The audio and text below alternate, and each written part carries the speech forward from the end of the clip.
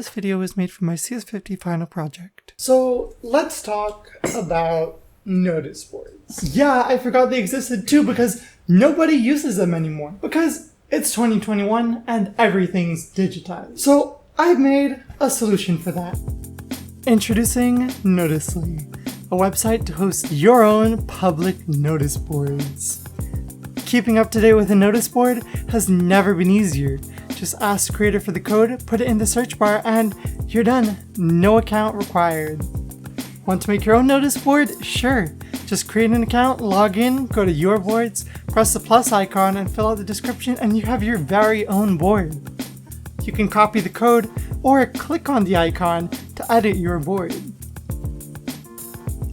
When you're in your board, you can make your own notices. Just click the plus icon and fill out the details, and you have your very own notice. There's even a special feature for convenience that automatically deletes notices when you're done with them.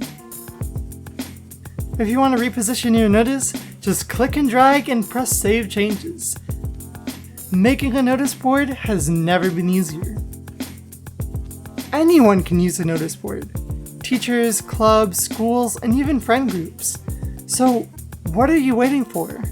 Why buy a notice board when Noticelyy is free?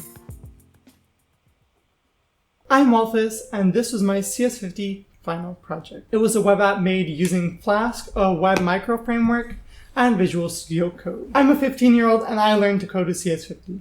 I highly recommend it, and if you're a 15-year-old like me, you should try out CS50 because it's free, just like Noticelyy.